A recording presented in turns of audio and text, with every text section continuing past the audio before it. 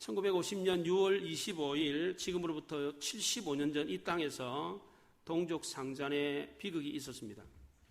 전쟁의 원인은 1945년 남한은 미국이, 북한은 소련이 통치하면서 분단이 시작되었고, 남한은 자유민주주의, 북한은 공산주의로 이념이 서로 달랐기 때문입니다.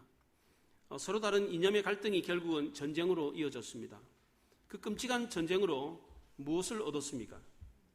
남북한 합쳐서 약 300만 명이 죽었습니다. 세계 최고의 빈곤 국가가 되었습니다.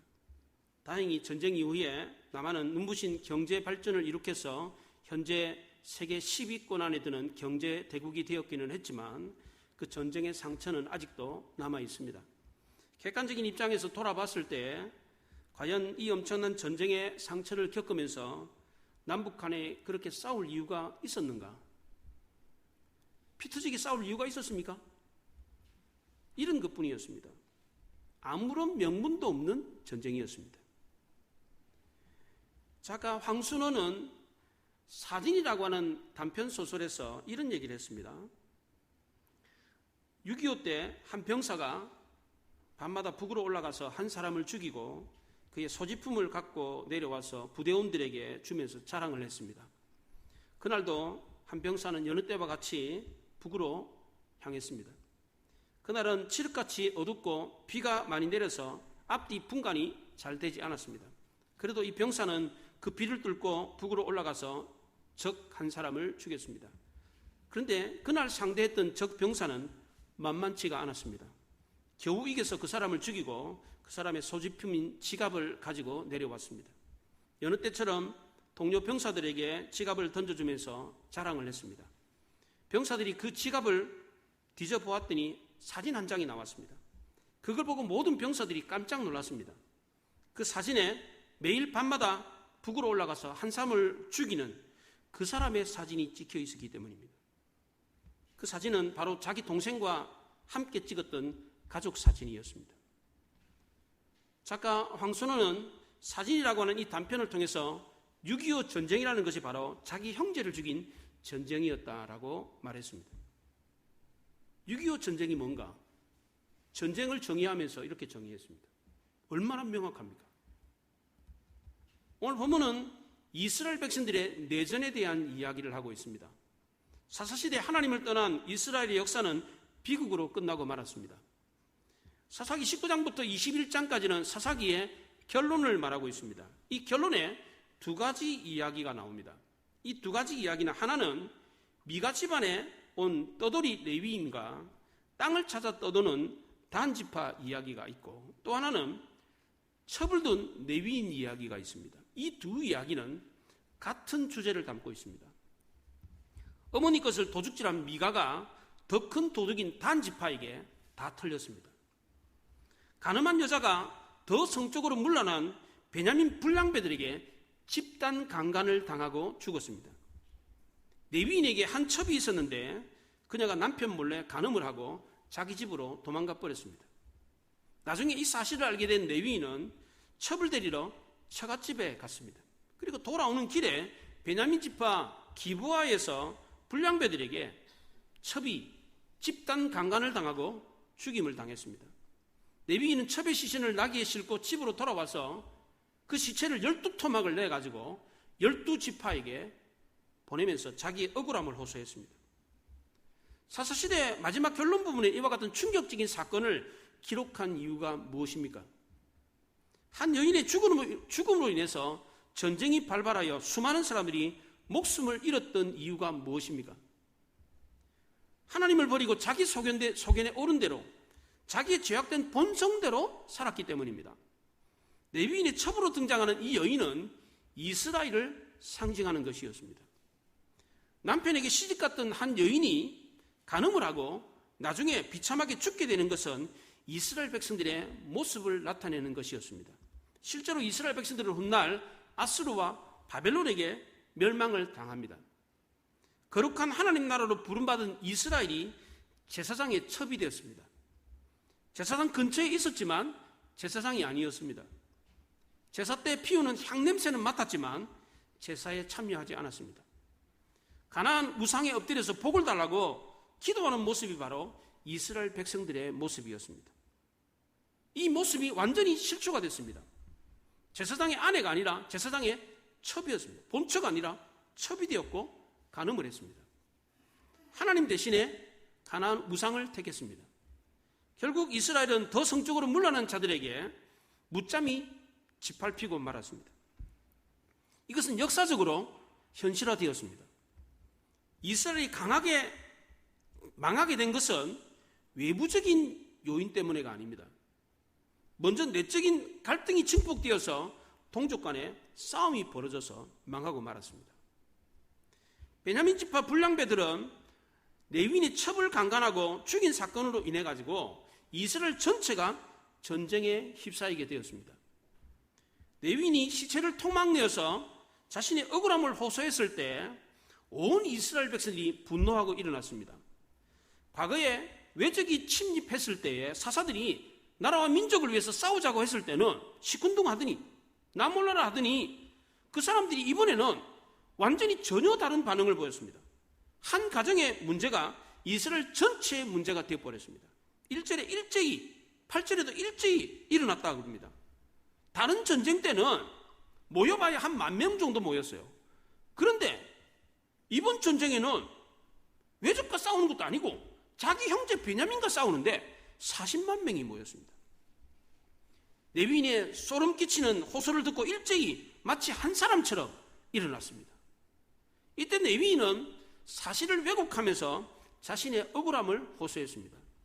4절부터 8절까지 레위인이 자기의 억울함을 호소하는 내용이 나오는데 내라는 말을 8번을 합니다. 4절에 내가 내 첩과 더불어, 5절에 나를 치러 일어나서 밤에 내가 묵고 있는 집을 에워싸고 나를 죽이고 내 첩을 욕보여, 6절에 내가 내 첩의 시체를 거두어 쪼개요. 이 나라는 말 1인칭 대명사를 8번이나 쓰면서 철저하게 자기중심적으로 말을 했습니다. 게다가 자기 안전을 위해서 첩을 내어준 자기 잘못은 쏙 빼놓고 베냐민 지파 불량배들의 잘못만 부각을 시켰습니다. 자기 방어 기제가 발동해서 철저하게 자기 잘못을 숨기고 남의 잘못만 부각시켰습니다.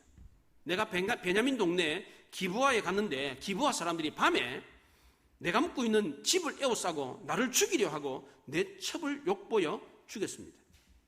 온 이스라엘 백성들은 이 섬뜩한 이야기를 듣고 다 분노하고 일제히 일어났습니다.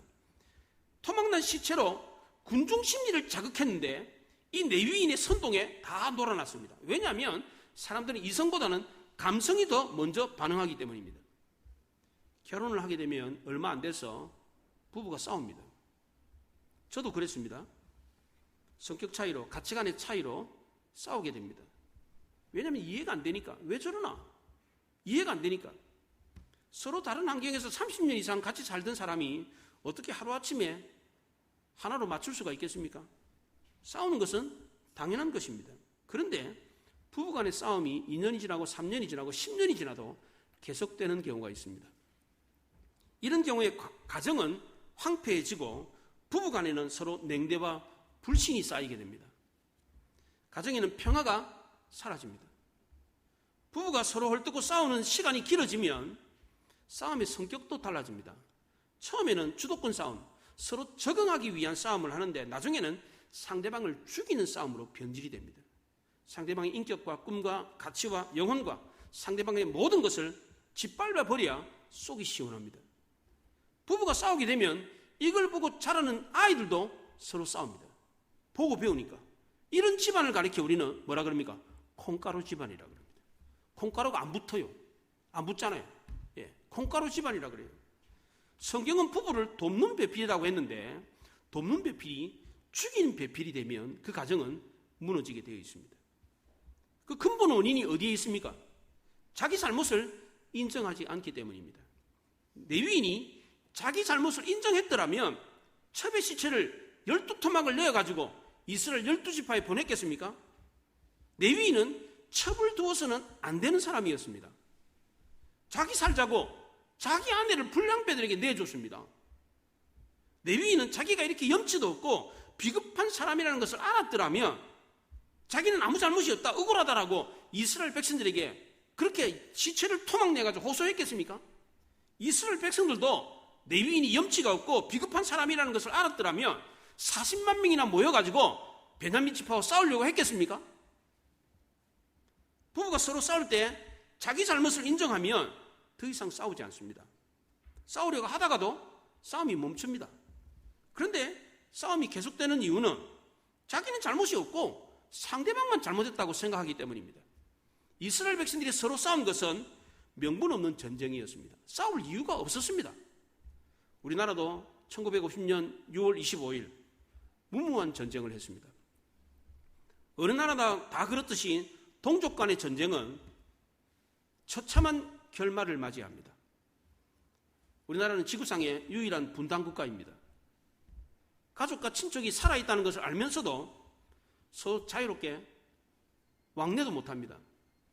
보고 싶어도 볼 수 없는 것이 대한민국의 현실입니다. 인류 역사에서 동족 간의 전쟁은 주로 정치적인 갈등이나 이념적인 차이 때문에 발생을 했습니다. 이념이 다르다고, 나는 공산주의고 너는 자유민주주의니까 하나로 통일시켜야 된다. 그래서 전쟁을 일으켰습니다. 약 300만 명이나 죽었습니다. 이렇게 많은 사람들을 죽이면서까지 꼭 그렇게 하나로 만들어야 됩니까? 이념을 갖게 만들어야 됩니까? 나는 공산주의인데 너는 왜 자유주의야? 너 공산주의 해.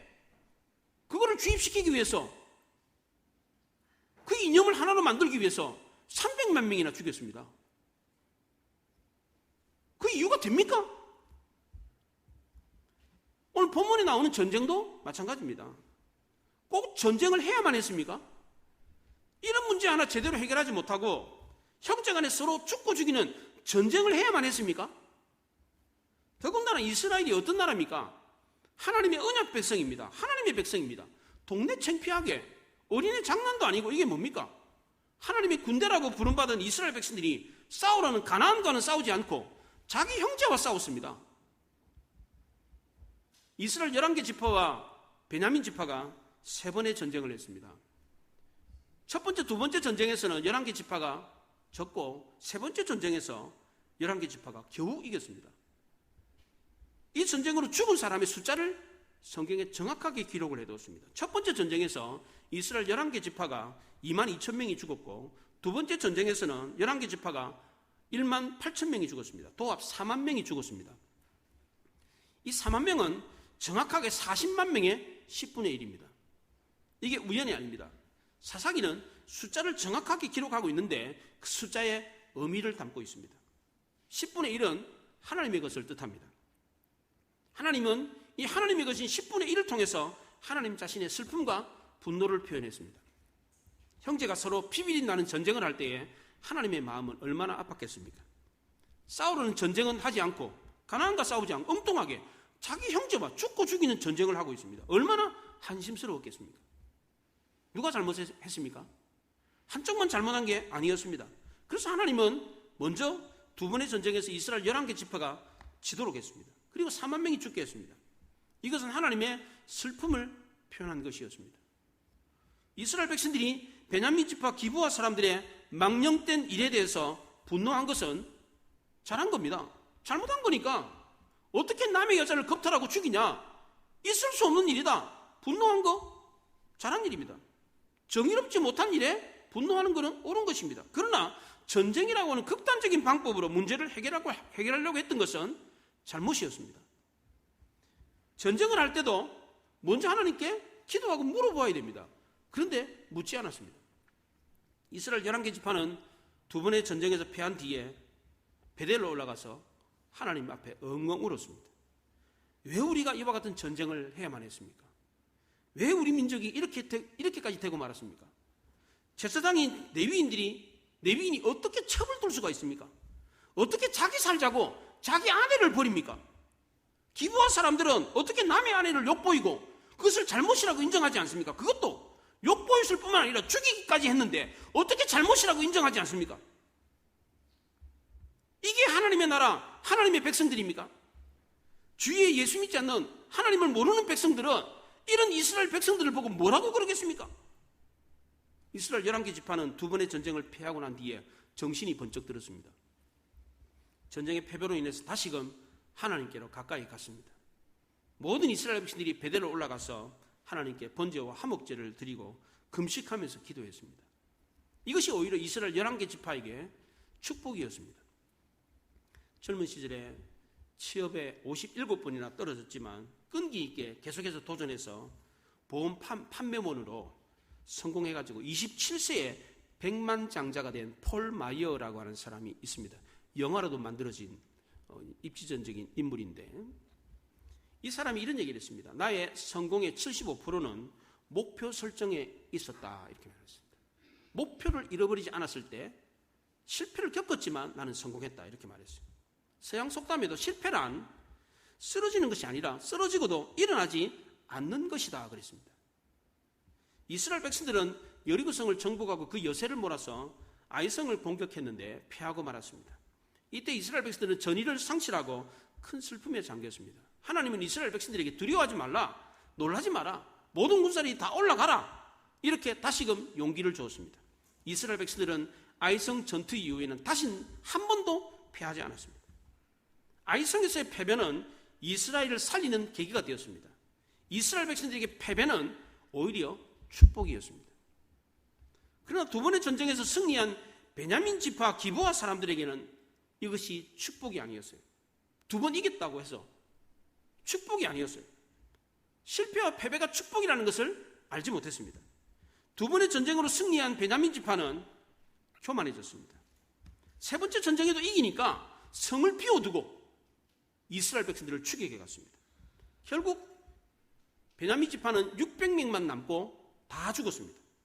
이 600명이라고 하는 숫자도 의미가 있습니다. 왜 600명인가? 하나님이 주신 땅을 버리고 다른 땅을 쫓아 돌아다녔던 다한 지파 사람들의 숫자가 600명이었습니다. 하나님의 약속을 감사하지 않고 다른 복을 찾아서 돌아다녔던 600명의 다한 지파는 하나님의 영광을 잃어버렸습니다. 이스라엘과 싸움에서 겨우 목숨을 건졌던 600명의 이 베냐민 지파 사람들도 하나님의 언약 백성이었는데 하나님의 영광을 잃어버렸습니다. 다한 지파는 하나님이 분배해 주신 땅을 기업으로 생각하지 않고 다른 땅을 찾아서 유리방황했습니다. 적국인 아모리 사람과 싸워서 그 땅을 차지해야 되는데 동족인 미가 집안을 공격해가지고 그 집안 것을 재물을 훔쳤어요. 도둑질을 했어요. 하나님의 백성이 도둑으로 전락해버렸습니다. 베냐민 지파는 26,700명으로 이스라엘 11개 지파 40만 명과 싸워서 두 번이나 이겼습니다. 이렇게 막강한 힘을 가지고 있었던 베냐민 지파는 하나님이 분배해 주신 땅에 여부주속속을 몰아내고 그 땅을 차지해야 되는데 그 막강한 힘을 가지고 지금 누구랑 싸웁니까? 적들과 싸우는 게 아니고 자기 동족과 싸우고 있습니다. 야곱이 죽기 전에 오른손의 아들인 이 베냐민에게 너는 물었던 일이다 라고 축복을 해줬습니다. 이 베냐민 지파는 다른 지파에 비해서 아주 용감하고 용맹했습니다. 그러나 이 베냐민이 거룩함을 상실했을 때 그 베냐민 지파의 강함은 무서운 괴력으로 변했습니다. 통제가 안 됐습니다. 전 세계 사람들은 대한민국을 저력 있는 나라라고 합니다. 6.25 폐허 속에서도 한강의 기적을 이룩했습니다. 전 세계 사람들이 깜짝 놀랐습니다. 전쟁의 폐허가 된 나라가 어떻게 이렇게 빨리 회복될 수 있는가? 유래를 찾아볼 수가 없습니다. 1997년에 IMF 외환위기를 겪었는데 금모으기 운동을 해가지고 1년 만에 외환위기를 극복했습니다. 세계에 이런 예가 없습니다. IMF 외환위기를 겪어가지고 1년 만에 외환위기를 극복한 나라가 없습니다. 얼마나 놀랍습니까? 그래서 전 세계 사람들은 대한민국을 보고 저력 있는 나라라고 합니다. 우리나라는 지금 이제 이런 막강한 힘을 가지고 그 힘을 어디에 쏟아붓고 있습니까? 세계 사람들이 부러워하는 그 막강한 힘을 가지고 어디에 쓰고 있습니까? 서로 싸우는 데 쓰고 있습니다. 여야가 싸우고 노사가 싸우고 지역끼리 싸우고 세대 간에 싸우고 남녀 간에 싸우고 온통 싸움 천지입니다. 한쪽에서는 이런 싸움을 부추기까지 합니다. 싸움은 말리고 흥정은 붙이라는 말이 있는데 요즘 우리 주변에는 흥정은 말리고 싸움을 붙이는 그런 분위기가 있습니다. 위기의 때에 힘들고 어려울 때에 서로 싸우면 어쩌자는 겁니까? 다 죽자는 겁니까? 과거 우리나라 역사를 뒤돌아보면 나라가 망한 이유를 살펴보면 대부분 다 외세의 침략으로 망한 게 아닙니다. 내분 때문에 망했습니다. 우리나라 최초의 국가인 고조선이 어떻게 망했습니까? 고조선의 마지막 단계가 위만조선이었습니다. BC 1009년에 중국의 한무제가 대군을 이끌고 쳐들어와가지고 왕검성을 정복하면서 멸망했다 이렇게 되어 있는데 사실은 그 멸망의 주된 원인은 그렇지 않습니다. 위만조선의 지도층이 분열되어서 결국은 왕이었던 우거를 주화파가 살해함으로 인해 가지고 왕을 죽임으로 인해 가지고 나라가 망했습니다. 668년에 멸망한 고구려도 마찬가지였습니다. 멸망의 원인은 어처구니 없게도 지도층의 분열 때문이었습니다. 영계서문의 아들 남생과 그의 두 동생 남건, 남산이 서로 권력 다툼을 해가지고 그래서 고구려가 망했습니다. 백제의 멸망도 마찬가지입니다. 나당연합군에 의해서 660년에 멸망을 했는데 의자왕이 삼천궁녀의 주색잡기에 빠져가지고 성충하고 계백이라고 하는 좋은 충신을 두었는데도 나라를 망하게 했다. 그렇게 역사를 알고 있는데 그렇지 않습니다. 벽제는 고구려보다 먼저 멸망했어요. 8년 전에 멸망을 했어요. 그 이유는 왕과 귀족의 권력 다툼 때문이었습니다. 고구려의 후예들이 세운 발해가 망한 것도 마찬가지입니다. 926년에 거란에 의해서 멸망을 했는데 발해 역시도 내분에 의해서 멸망했습니다. 요서에 야율 우지전이라고 하는 책이 있습니다. 이 책에 거란 태조가 그 갈린 마음을 틈타 움직이니 싸우지 않고 이겼다 이렇게 기록되어 있습니다. 발해가 망한 것도 서로 싸우니까 적이 쳐들어와가지고 서로 싸우고 있으니까 대비를 못해가지고 그래서 망했다는 거예요. 고려가 멸망한 것도 마찬가지입니다. 이성계가 고무신 거꾸로 신어가지고 위화도 해군했기 때문에 고려가 망한 겁니다. 고려의 마지막 우왕이 이성계를 옛 고구려의 영토 회복을 위해서 북방으로 보냈는데 이것은 겉으로만 그렇고 사실은 이 이성계 일파를 갖다가 견제해서 퇴출시키기 위해서 북방으로 보낸 겁니다. 그래가지고 이성계는 이것을 역이용해가지고 북방의 세력을 규합해가지고 위화도 해군함으로 인해가지고 고려를 멸망시키고 조선을 건국한 것이었습니다. 조선이 멸망한 것도 과거 역사와 똑같습니다. 조선의 마지막 황제 고종이 13살에 왕위에 올랐을 때 고종의 생부 흥선대원군이 섭정을 시작했습니다. 흥선대원군은 왕권 강화를 위해서 세국 정책을 폈습니다. 반면에 그 반대 세력인 민비, 명성황후는 외세의 힘을 빌어가지고 시아버지 흥선대원군을 몰아내고 개방 정책을 폈습니다. 하지만 자주적인 노선을 걷지 않고 일방적인 불평등 조약을 맺을 수밖에 없었습니다. 왜냐하면 개혁보다는 민시일가의 정권 유지를 위해서 정책을 펴야만 했기 때문입니다. 그래서 자기에 좋도록 일본 사람들이나 다른 나라들에게 유리하게끔 그냥 사인을 해버렸어요. 그렇게. 결국 조선이라는 나라는 시아버지와 며느리와의 싸움 때문에 망한 거나 다를 바가 없었습니다. 그럼 현대사회에 겪었던 남북전쟁은 왜 일어났습니까? 외세의 침략과 강압에 의해서 전쟁이 일어난 겁니까? 그렇지 않습니다. 남과 북이 이념 갈등을 극복하지 못하고 서로 화합하지 못해서 싸웠기 때문에 전쟁이 발발한 겁니다. 이스라엘과 베냐민이 왜 싸웠습니까? 4만 명이 죽고 한 지파가 몰살할 위기가 찾아왔습니다. 왜 그랬습니까? 자기 잘못을 인정하지 않고 쓸데없는 고집을 부렸기 때문입니다. 충분히 대화로 풀 수 있는 문제를 싸움으로 해결했기 때문입니다.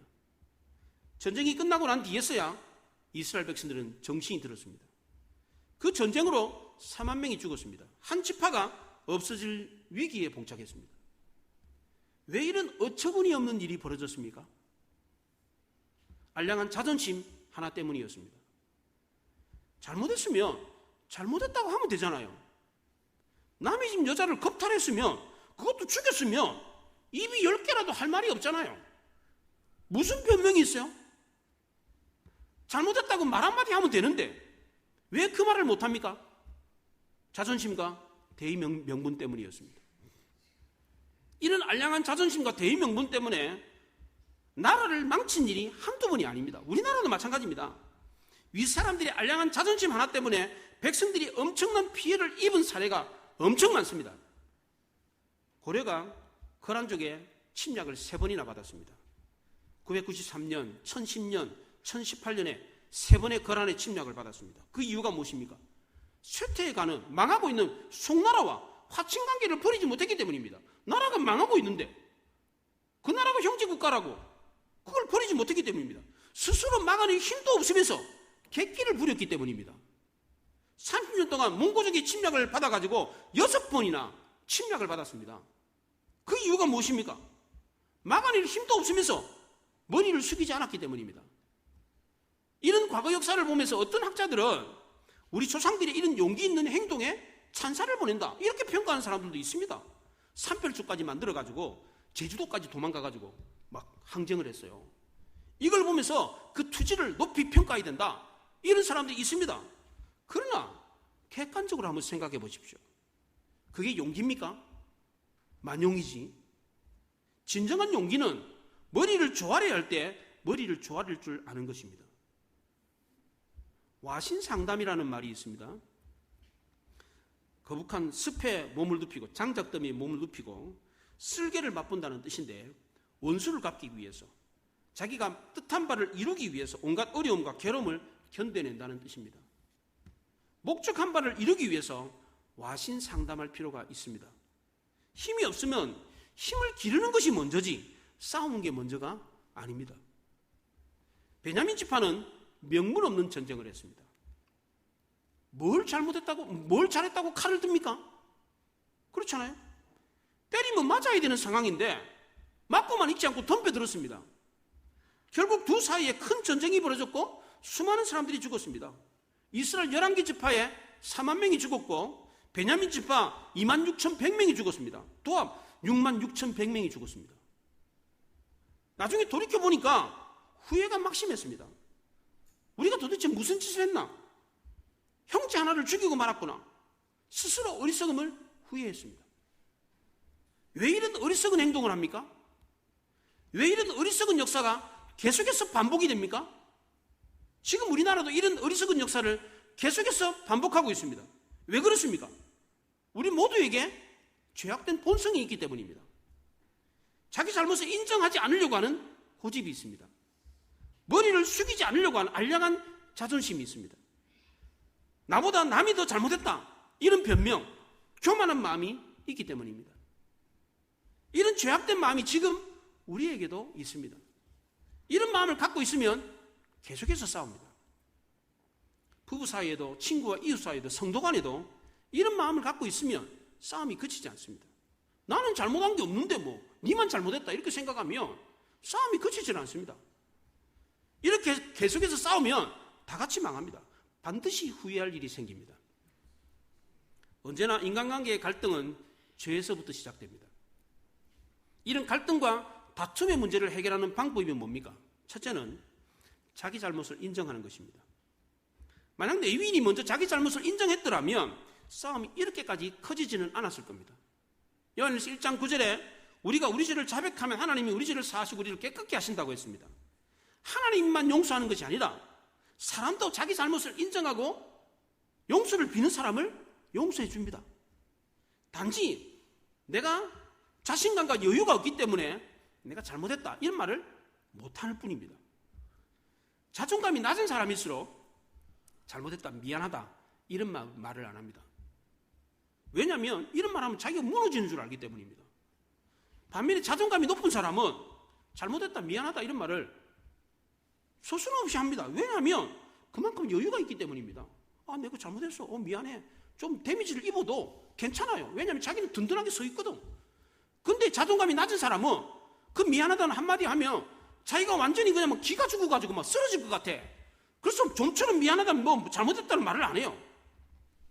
상대방이 미안하다, 잘못했다는 말을 하면 추궁하기보다는 이해하고 넘어갑니다. 물론 설사 상대방이 그걸 꼬투리 잡는다고 할지라도 하나님 앞에서 내가 정직했기 때문에 하나님이 내 편이 되어주십니다. 두 번째로 갈등과 다툼의 문제를 해결하는 방법은 하나 되는 것입니다. 사도 바울도 에베소서 4장 3절에서 평안의 매는 줄로 성령이 하나 되게 하신 것을 힘써 지키라 그랬습니다. 예수님도 이 땅을 떠나기 전에 성도들을 위해서 기도하면서 뭘 위해서 기도했습니까? 하나됨을 위해서 기도했습니다. 아버지와 내가 하나 된 것처럼 저들도 하나 되게 해달라고 그랬어요. 왜 그랬습니까? 이 하나됨이 너무나도 중요한 축복이었기 때문입니다. 왜냐하면 우리가 하나 되면 마귀가 우리 사이에 죄의 틈을 빚고 들어와가지고 우리를 이간질하지 못하기 때문입니다. 그래서 하나됨이 너무나도 중요한 겁니다. 6.25 전쟁 때 부산만 북한군에게 점령되지 않고 남았습니다. 그 이유가 무엇입니까? 더 이상 물러날 수 없는 최후의 보루였기 때문이기도 하지만 부산으로 피난 간 사람들이 위기 앞에서 나라를 위해서 회개 기도 운동을 했기 때문입니다. 이 엄청난 비극, 이 엄청난 위기를 겪게 된 이유가 뭔지 그 문제를 놓고 통해 자복하고 회개하는 운동이 부산에서 일어났습니다. 이렇게 기도하는 사람들이 있었기 때문에 부산만 정복되지 않고 결국 나라를 다시 회복할 수 있었습니다. 오늘날 우리 교회도 하나님 앞에서 올바로 서서 이 교회의 기능을 제대로 해야만 합니다. 교회는 치유하는 것이고 이기게 하는 것입니다. 교회를 통해서 나라와 민족이 올바로 서고 일체호 화합운동이 일어나도록 기도해야 합니다. 기독교인들이 먼저 손을 내밀고 하나 되는 운동을 일으켜야 합니다. 하나님께 위기 속에서 다시금 일어설 수 있는 저력을 달라고 기도해야 합니다. 우리 모두 죄인인 것을 알고 죄를 자복하고 회개할 수 있어야 합니다. 하나님 우리에게 남을 나보다 낫게 여기라고 했는데 우리가 나보다 낫다 이런 생각을 가지고 있습니다. 이런 교만한 마음을 용서해달라고 기도해야 합니다. 남만 잘못하고 나는 잘못이 없다 이런 사람은 계속해서 싸웁니다. 화합이 안 됩니다. 이렇게 회개하고 뉘우치는 운동이 일어날 때에 대한민국은 다시 일어설 수 있습니다. 교회도 그렇고 개인도 그렇고 나라와 민족도 그렇습니다. 우리 가정도 그렇습니다. 자신의 잘못을 깨닫고 내가 잘못했다 미안하다 라고 말하고 성령이 하나 되게 하신 것을 힘써 지키고 엎드려 기도함으로 마귀가 틈 못하게 해서 우리가 속한 공동체, 가정과 기업과 일터와 이 나라의 민족을 든든하게 세우는 우리 모두가 될 수 있기를 바랍니다. 기도하겠습니다.